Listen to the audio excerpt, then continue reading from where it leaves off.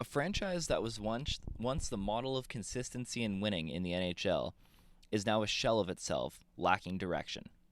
Can a busy deadline and frantic offseason help turn around the Boston Bruins? This is the 2025-26 deep dive on the Boston Bruins. Hello and welcome back to my NHL deep dive series. This is team number 25 in my preseason power rankings, and we're talking about the Boston Bruins today. And this is a team that look completely different than they did even a couple years ago, even at the start of last year. It was a pretty substantial, especially trade deadline for the Bruins. They completely remade their prospect pool and their core. And although the big pieces are still here in McAvoy and Pastrnak, it was really a shift into this new era, this new direction for the Bruins. And I think it's safe to say that Bruins fans are conflicted on how this team looks, and I think that the sentiment towards the front office here in Boston is questionable at this point. And there are some things that I think the Bruins did well. I think that overall their deadline was really good in the fact that they really did commit to this teardown of the Boston Bruins. And then they had their offseason, and their offseason was a little bit more questionable. We'll get into some of the moves that they made there. But overall, the biggest thing for the Bruins now is just what are we expecting from them going into this season? What is this team trying to be this year? Are they still trying to be a team that can push for a playoff spot? And, I mean, with guys like Dave Pastrnak, Charlie McAvoy, and Jeremy Swayman, that possibility is always going to be there. But are they in a position to be good enough to do that? And does the depth on this team have enough strength to carry them past being, a mediocre, middle of the pack, team that's not going to be bad enough for a number one pick, but isn't going to be good enough to get into one of those wild card spots? In an Atlantic division that's pretty loaded and has a bunch of teams developing, it's going to be hard to squeeze your way in. And for the Bruins, that's kind of the big question mark going into this season. And as we jump into their overview, we can kind of see that playing out here, right? And goaltending is the strength of this roster, but an offense that's 26, and that 26 is getting carried a ton by David Pastrnak, who we're going to talk about. A defense that's 23rd, again, a defense that is 23rd, but it's getting carried a ton by Charlie McAvoy, who had a down season last year. And, not having Hampus Lindholm for most of the year also hurt in that regard. Especially into 16th, it's about middle of the pack. And then, coach and culture, I have it at 30th right now because of just the questionable makings of what the direction is for the Bruins. If this team was completely committed to the teardown and, guys like David Pastrnak were on the trade block, then, I'd feel better about the overall goals of this team because it's time to, rip it apart and try building it back up again to what it was, in the 2000s and the 2010s. But it doesn't seem like they really want to do that. It seems like, this management core has their toe in both ends of the water and is trying to remain competitive, but also trying to, rebuild what this team was. And it's really, really hard to do that, especially when you have, a very limited pool of assets like the Bruins have because of how much they were going all in the last number of years. And I was jumped to this coaching staff. Don Sweeney is obviously the mastermind behind this roster, and the Bruins have been questioned a ton about being this like old boys club that just brings back the same guys and brings back the old Bruins and you have Cam Neely above that and Don Sweeney obviously and now Marco Sturm, who is a former Boston Bruin. And it seems like that mindset hasn't really changed yet. And whether the plan was that Brad Marchand was going to re-sign here or not, he didn't. And you traded him for, a small package. But the fact that they moved on from him to begin with, I have to give them some credit in that, just in the fact that they it seemed like they had admitted that the team needed to change. And they went into this offseason and really didn't do that. But we'll get into some of their questionable offseason moves in a second. But it's hard for me to say that the Bruins are totally committed to this teardown just because of who's still on this team, right? Like, you still have David Pastrnak, who's getting, he's getting closer and closer to that tipping point of where most careers either cap off or start to decline.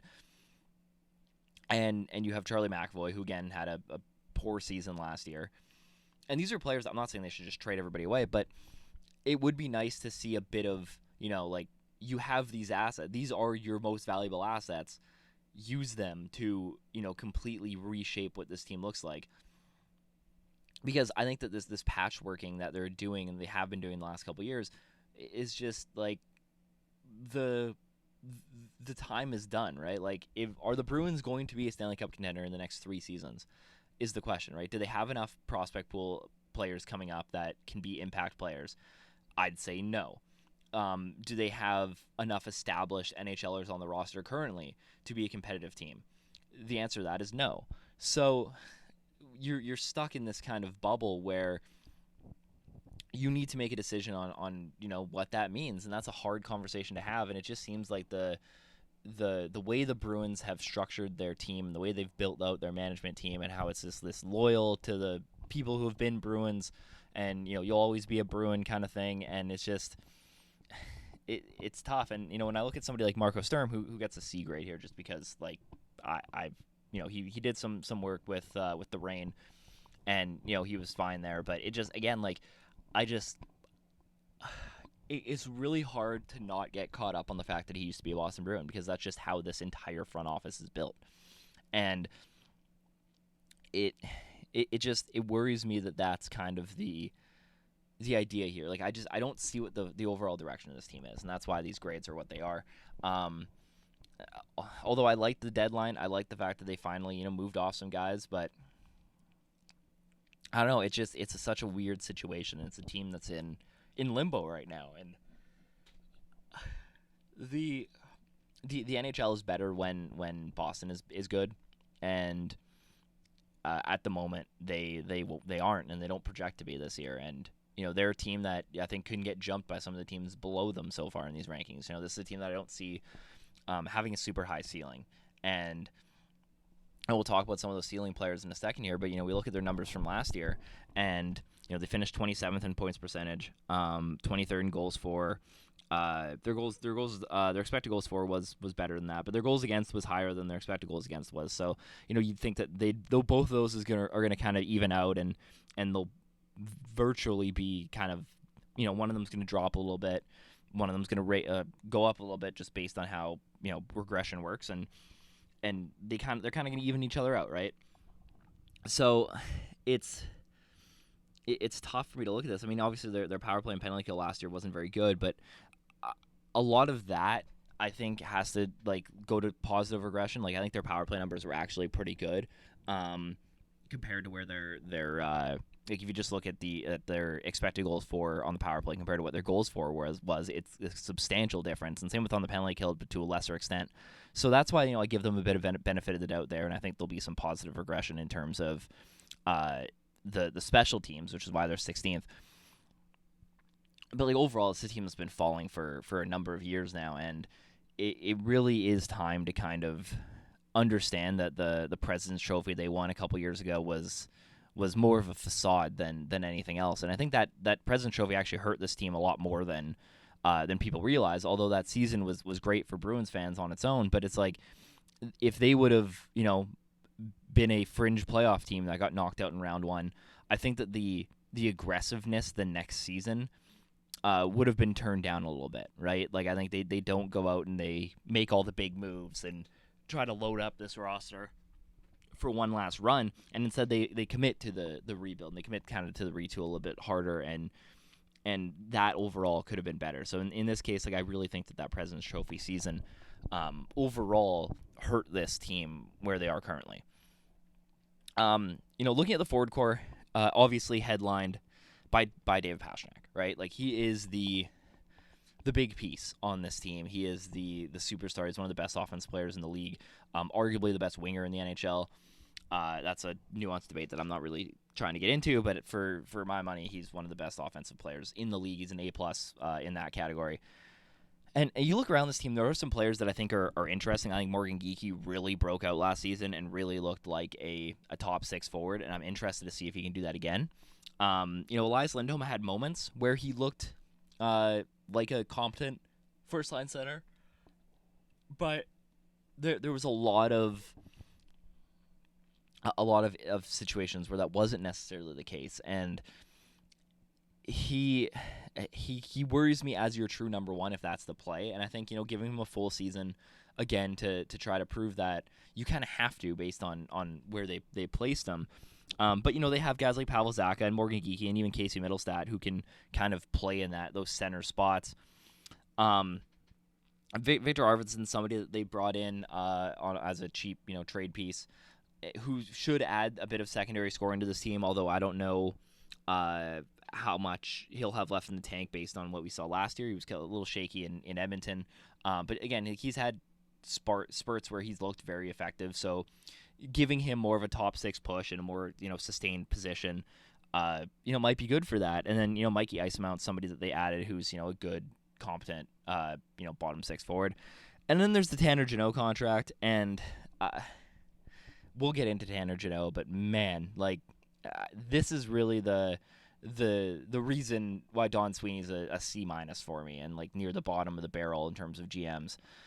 Because that, I don't know how he could have looked at what Tanner Jeannot's been the last couple of years and said, yeah, that's somebody who deserves, a pretty substantial amount of money to be on our fourth line. And I don't know. It was such a weird, misguided signing for a team that shouldn't be in the Tanner Jeannot market, especially at that price. I mean, hell, I don't think anybody was in the Tanner Jeannot market for that price. And it's just, it was such a strange deal at the time. I've been trying to wrap my brain around why it was made even now, and it's just it still doesn't make any sense to me. But we'll get into Tanner Jeannot and the rest of this team. Aside from that, there's some decent depth on this team. I think that they have some solid guys. Fabian Lysell is somebody specifically that really needs to prove that he's an NHLer this season. Otherwise, that experiment's kind of over. And again, you signing somebody like Jeannot really clogs up that pipeline for a guy like that. So yeah, it's just there's some proven guys on this roster, and they're going to have the opportunity to do that. But there's so much that needs to go right for the Bruins in order to, truly be able to get back to being a playoff team. I talked about it in the intro, and I've talked about it multiple times. David Pastrnak is a star right now. He's going to his age 29 season. He has 6 years left on an $11 million deal. So that's a lot of commitment for a guy who probably isn't going to see playoff hockey for the next couple of years, right? If all things go well, you'd think it'd be 3 years from now the Bruins are back to being, a really competitive NHL team. And I don't know if David Pastrnak's going to be happy with that, and I don't know if the Bruins are going to be willing to wait on that asset. And I think that there'd be a ton of teams calling on the Bruins if Pastrnak was available. Obviously, defensively, he's not great, but that's fine. The amount of offense that he can generate and his power play numbers are great. One of the best finishers in the league. Obviously, the top in the league in goals, top of the league in assists. Draws a lot of penalties. Everything that David Pastrnak does offensively is at the top of the NHL. It doesn't matter what it is. He is so dynamic as an offensive player and a creator and a scorer and a playmaker. And it's just as a rush leader, everything that he does is so unique and dynamic that he becomes this really good overall piece. And he's kind of a unicorn offensively because there's not a lot of players that can do everything as well as he does. And yeah, his defense numbers aren't great, and again, most high end wingers aren't. And we've had this conversation a couple times now throughout this series, where if you can override what you do, the porous defensive play with elite offense, then it's still a net positive for the team. And obviously, David Pastrnak being one of the best players in the NHL, it's not really a concern for me. My biggest thing is is David Pastrnak going to get sick and tired of playing with third liners, as a bottom 7 team in the league? Is that going to wear on him? This is the guy that wants to win and has said as much, and grew up. He was developed in this culture of winning, right? It's not just he came in now and was on a team that's been bad for a couple years, right? he grew up in a team that winning was what was the expectation in Boston, and if they can't turn it around soon, I don't know if he'll want to, ride it out for the rest of his career doing that. So obviously that's speculation, but there's just something to consider here in the fact that, like, you have this asset that's this fantastic player, and if you're not going to be able to be competitive around him now, I think the conversation needs to be had that, maybe you utilize his value in a different way and you try to, get as much as you can out of him to help the future of the roster. And again, like, there's nothing saying that that's actually the conversation that's happening, but I think it absolutely should be a conversation that's happening in Boston, in order for him to really, do best by him, but also to do best by the team overall. Elias Lindholm had a rough season last year. His micro stats are not good, and some of his like bigger analytic numbers and his point totals and stuff were fine, but as a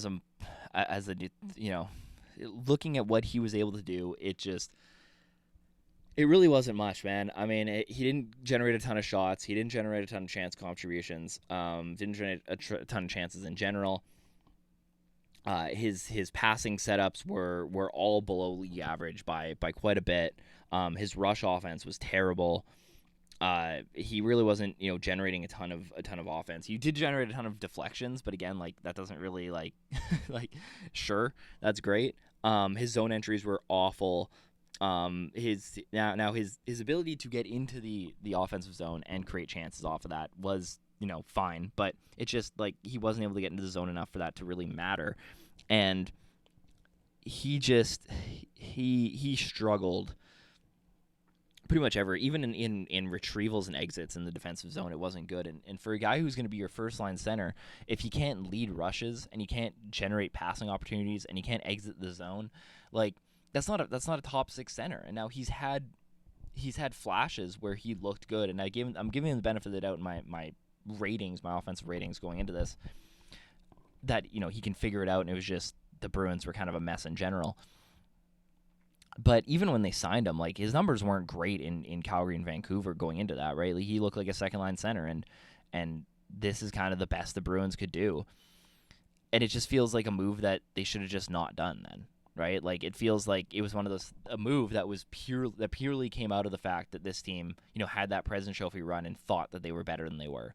And there was just a lack of self-awareness on the Bruins' part if that was the case, right? If they thought Elias Lindholm was going to come in and, like, re-steer the ship and, get this team back to being a contender, like, this season, it's a lack of self-awareness. Like, that's really what it comes down to from the Bruins here. And I think, Elias Lindholm could be a useful player on, a bunch of teams in the NHL that are looking for second-line, stable second-line centers who already have good depth and have that top-line guy. That's just not where the Bruins were, and that's not where the Bruins are currently, right? Like, they need him to be a top-line center at this point, and he just hasn't been. So this is kind of a big year for him, obviously, with the contract and everything, to figure that out, but I have my concerns about how useful he'll be being that top-line center. And I mean, obviously, a lot of the work offensively gets taken up by Pastrnak, but if you can have, a really true dynamic center along with Pasta, it would be like this team will look so much better. And even if that means sliding Lindholm down, if that's not Lindholm, filling that spot with somebody else, but it just, like, they don't have the assets to do that.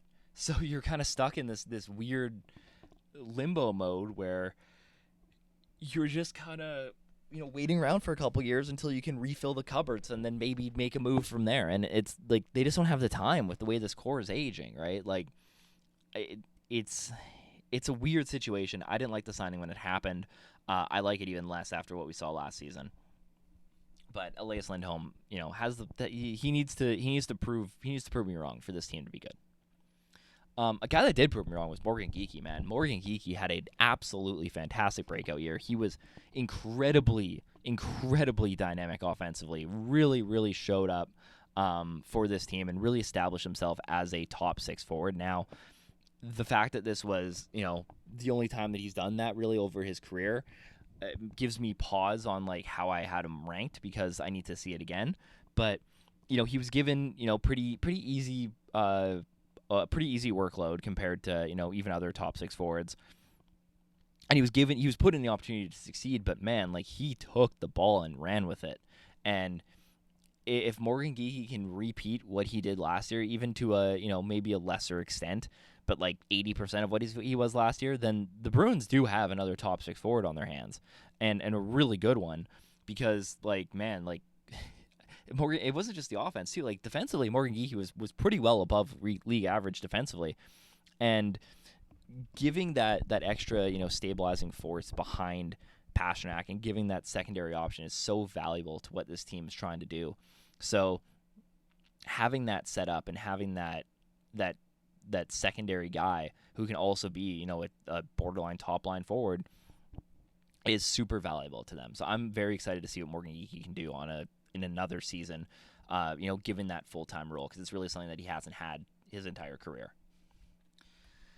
Casey Middlestat, they brought in from the Bruins in the Charlie Coyle trade, and they just kind of wanted to see if he could fit being, maybe a second-line center. This team has been, the Boston Bruins or the Kings of just trying to acquire a bunch of guys who might be able to fit into their top six. And Casey Middlestat's just another guy on that list. Obviously, going 26 years old, 2 years left on his deal, $5.8 million cap. It's pretty substantial, but the numbers really haven't been there. I've never been super impressed with Middlestat. I think he had, a good rookie season and a good, year or so in Buffalo, and then just kind of lost it. And we haven't been able to figure out exactly what Casey Middlestat's supposed to be since. And he's going to be a guy who's going to get a lot of opportunity in Boston. He's going to have a lot of time to figure that out because he's battling for a position, but they're a team that's desperate enough that they're going to give their guys time. Now, his finishing is very good, and it always has been. It's been on a pretty positive trajectory there. He's able to create, good passes that lead to goals, which helps as a center, right? Like that's somebody that maybe, you try playing with Pasta and you see if that can kind of spark something just as another option, because Lindholm doesn't really have that to the same level, but the rest of the numbers just aren't good, and I'm intrigued to see how they utilize him this year, because I think he will have to have a pretty, big role on the team, and they're going to give him the opportunity to kind of right the offensive ship around a little bit, because the fall off from 23-24 to 24-25 was pretty substantial, but he's been kind of, falling off a little bit, every year before then. So it's not like he was just on his rise and then had a bad PDO season. I think that, part of it will positively regress to back to, around where he was in 23-24. But even that, like, I don't know if that's really a needle mover for the Bruins at this point. But if you can get any kind of positive regression from him, that'll look good, because you still have another year after this season with him. And obviously you want him to turn out to be a top six forward. That's why you traded for him. And that's why the Avalanche traded for him too, and it didn't work out there. So it's a weird situation. He's a fascinating player. I'm really intrigued to see what he can look like. He's somebody that I'm kind of looking at it as a dark horse to bounce back and to be a positive contributor for this team as like a secondary offensive guy. But it's going to be tough, right? Like he needs a lot to go right for that to be the case. Pavel Zacha, another guy who had a pretty solid season last season.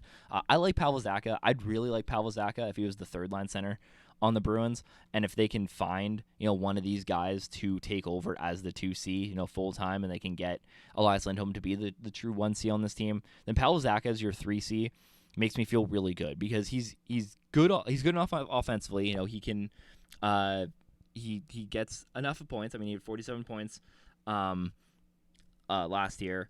But it's the other numbers that aren't fantastic. It's just going to be more,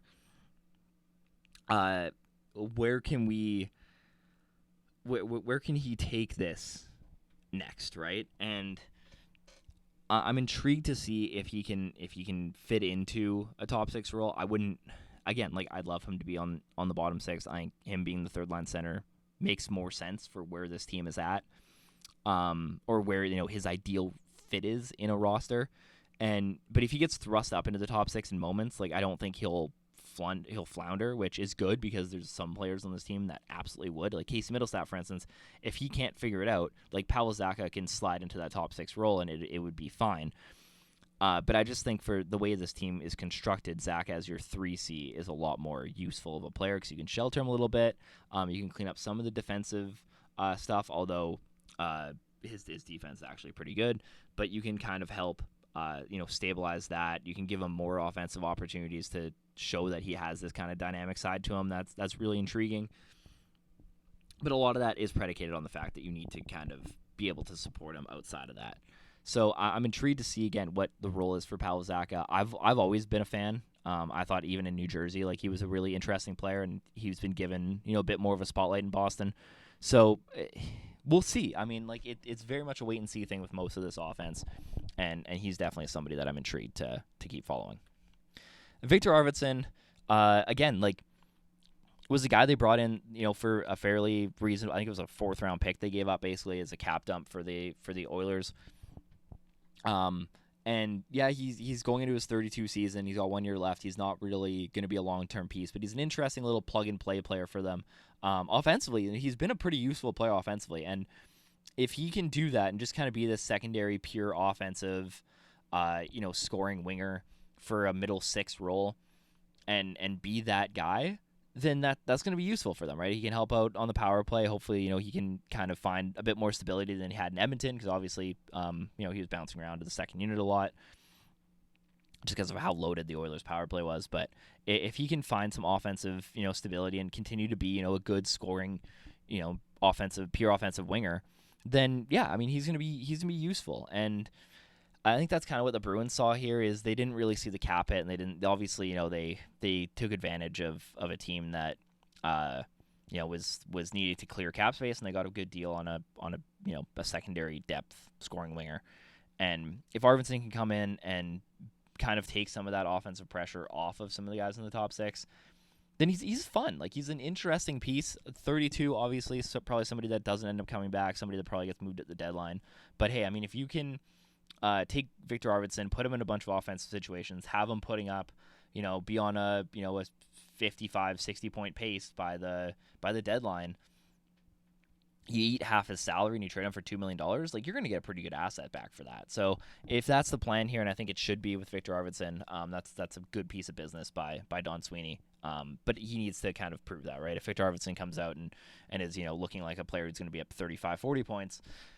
Then maybe it doesn't look that good because the defense really is going to hold up for the lack of point production. So this is somebody that you really need to see the overall points from to get you value like that, as a deadline asset. But that really feels like what the plan is here with Arvidsson. But even if you don't get that, it wasn't a big risk to take moving out the mid-round pick. So I like the bet for the Bruins.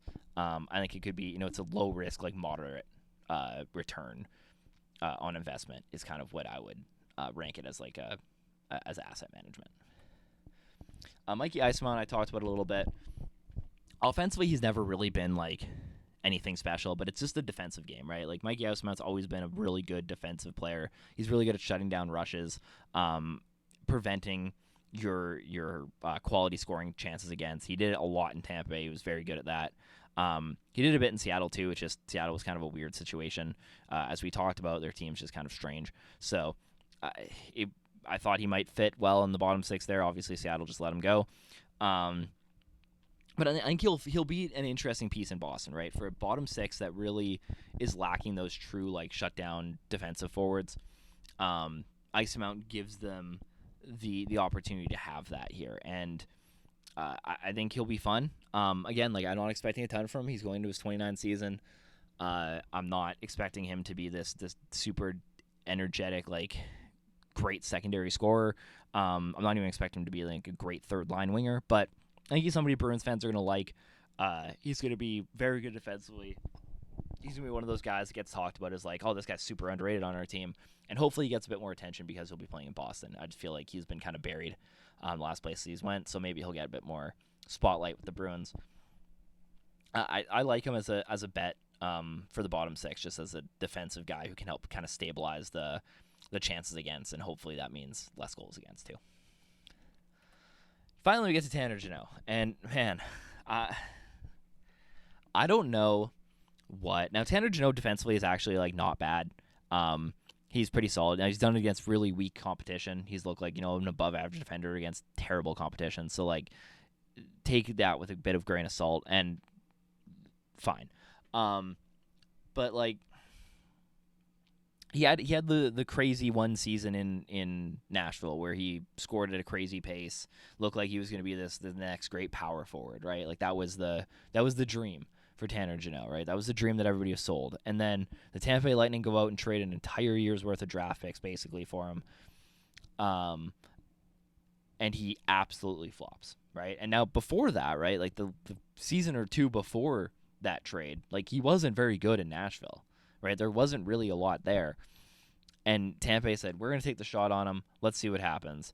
And it flopped. And then the LA Kings said, you know what? We're going to take a shot on him. Let's see what happens. And it flopped. If the Boston Bruins would have signed Tanner Jeannot to like a 1 year, $2 million deal, go for it. Sure. Like, see what happens. You're a rebuilding roster. Maybe you can spark something out of him. Go for it. But oh my God, when I saw the contract details for Tanner Jeannot, I lost it. Like, I could not believe that was the deal that an NHL team sat down and said, you know what, this is what he's worth. And it's just, I don't get it. And it, like, I don't understand why the Bruins would tie themselves to a player that at best has been a competent bottom six forward in his career, right? Like that's been the ceiling for Tanner Jeannot in his career. At going into his age 28 season, that's been what he's been. He's at best a competent bottom six forward. At worst, he's been a borderline non-NHLer. And they said, we're going to hitch our wagon to this guy, and we're going to pay him for the next 5 years, and let's ride him out, man. This is going to be a guy who's going to be on our top six or close to it, right? He's going to push the top six. He's going to be, this dynamic power forward that we were sold on, 5 years ago. And he's never been that. And I do not know what there's no backing for it. There's no rationale for that contract. If you wanted Tanner Jeannot, I'm sure the highest bid would have been, you could have got him for a 2-year deal at $3 million a season. And I would have been like, that seems like a bit of an overpayment, but it's only 2 years. That's fine. That deal probably gets it done. 5 years is insane. That's insane. Like, there's nothing that Tanner Jeannot has shown me over the entire course of his career that says that he warranted a 5-year deal this summer. Nothing. And please, if somebody can understand this better than I can, there's some, genius hockey analyst in the comments, let me know, because I do not see it. And it was baffling to me when I saw that number come in. Absolutely baffling. And there's no defense for it. There really isn't. There's nothing that he's done to warrant that type of money so far in the NHL. And good for him. I mean, man, like, shit, his agent got him the bag. Like, good for him. It's nothing against Tanner Jeannot. Like, get your money, man. But, like, you can't tell me there's a bidding war for Tanner Jeannot at that price. And if there was, like, there's a couple front offices that should be ashamed of themselves. Because, like, wow. But yeah, I do not understand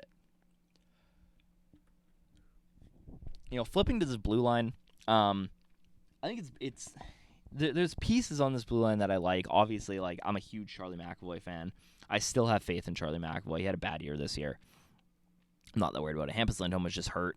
So, I got to give him the benefit of the doubt there. He barely played. Zadorov is, a decent shutdown defenseman. Nothing special there. Mason Lohrei is somebody that I also really like. I think Mason Lohrei is, like, a super fascinating player. He just hasn't been able to put it all together yet. Henry Jokiharju, again, same thing. It's a really fascinating player. I don't have a lot of faith in that working out. But Andrew Peake's just a good defender. I'm not really going to touch on Peake and Jokiharju a ton, but Andrew Peake's a solid defensive defenseman, kind of like low event shutdown guy. Literally low event shutdown guy. His offense is awful, but he's able to keep things basically the same. If he's on the ice, things like the game state isn't going to change much. And Henry Jokiharju is just he's just kind of a guy.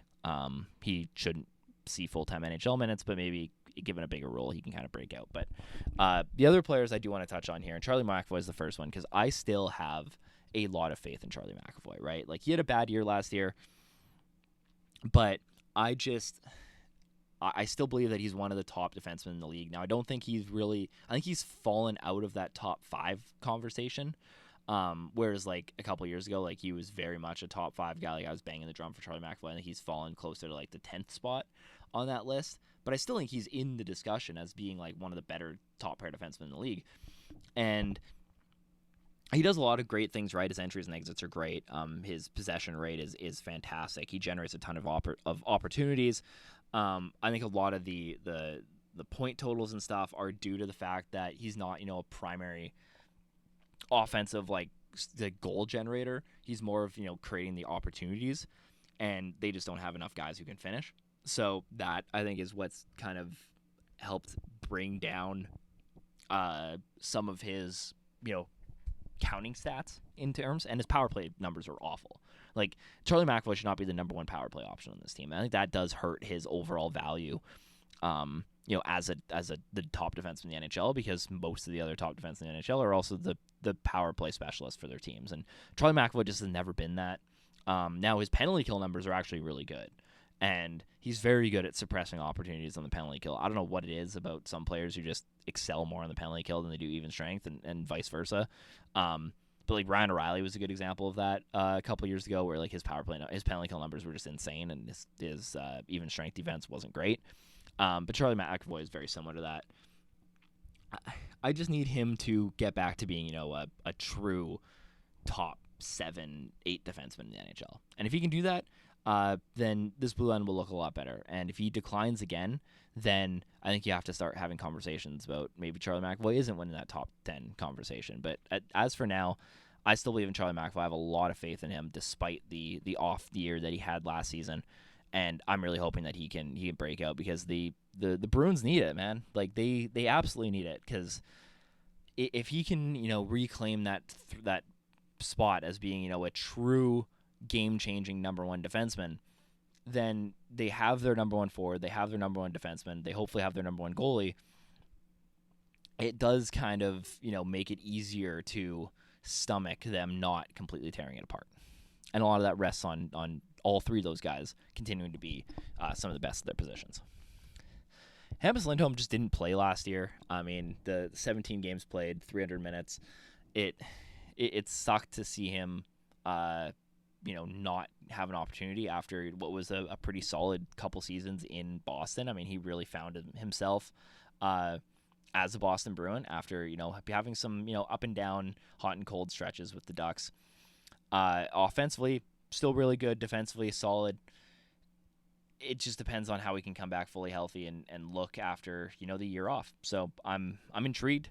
There's not a ton to say about him. I just hope that he's fully healthy and able to be a number 2 defenseman. Because again, like if he can be, then the Bruins' top pair is fine, right? Like there's no issue with their top 2 defensemen. It's just filling out everything around that. But that makes it easier to stomach, and that's just kind of the big question with this blue line.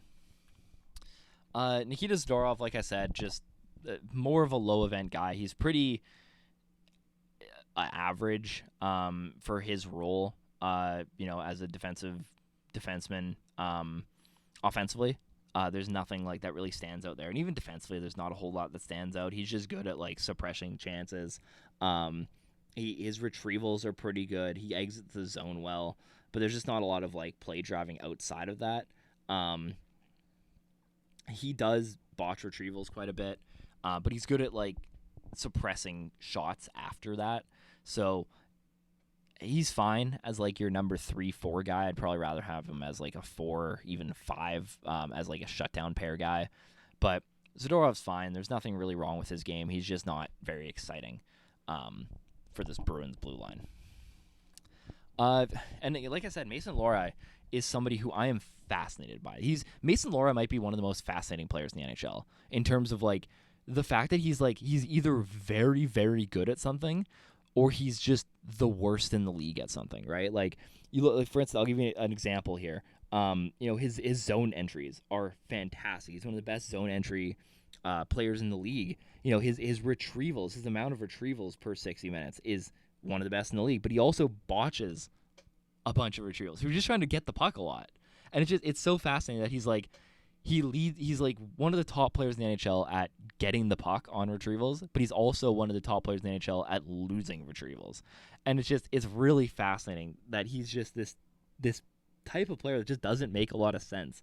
And again, like retrievals leading to exits per 60, one of the best in the league. Failed exit percentage, one of the worst in the league. It doesn't make any sense.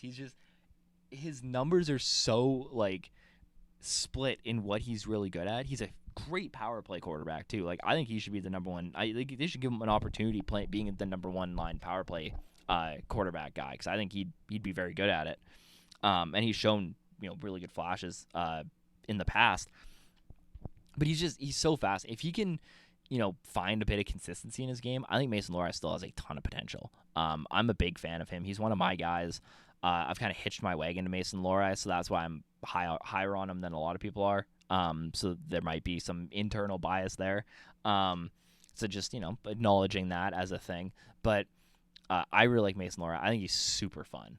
And I'm really intrigued to see what this year can bring for him, because I think he should get a bigger opportunity just to see what he can be. And we'll see if he runs with that, man. Finally, in net, Jeremy Swayman had a fine season last year. There's nothing like that I can say was like awful. I think a lot of his downside last year in terms of like his overall numbers was just the team wasn't very good, and there's a lot of turnover on the roster. So I think getting some stability this year, like I don't expect the Bruins to have the same kind of trade deadline where they trade like half their roster away. I really think that we're in for a more stable season for them, and I think that'll help Jeremy Swayman, continue to develop as a starting goalie.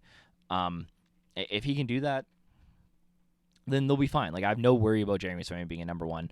I am worried about Jonas Korpisalo. I'm not a big Jonas Korpisalo fan. I never have been.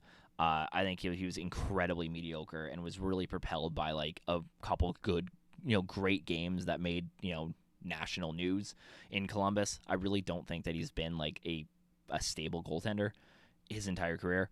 And so I have questions about him as the backup, but Jeremy Swayman should be able to continue to weather that storm. And there's enough goalies that are available, although they're paying Korpisalo quite a bit, that I don't really think that it makes sense for them to go get another one. But if they needed to, there is a couple available. Like this could be like a team that just takes a flyer on like a James Reimer and sees what they can do there.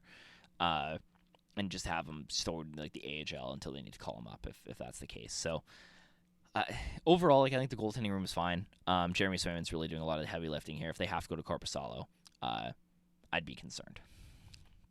And finally, the special teams. Like I said, like I think this unit has a ton of boom potential. I think that there's a lot of really, really interesting pieces on this team that I think could spark a bounce back, a positive regression from both the penalty kill and the power play.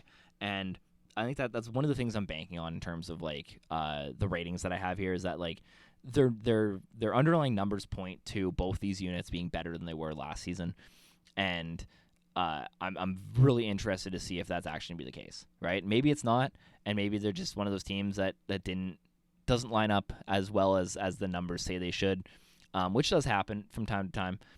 But overall, like the data points to this power play and the penalty kill unit being better than they were last season, and I'm kind of banking on that too. So if that does happen, it will create some positive regression for the Bruins overall. Like I don't think the Bruins will be much worse than they were last season. I just don't know how high the ceiling is overall for this unit.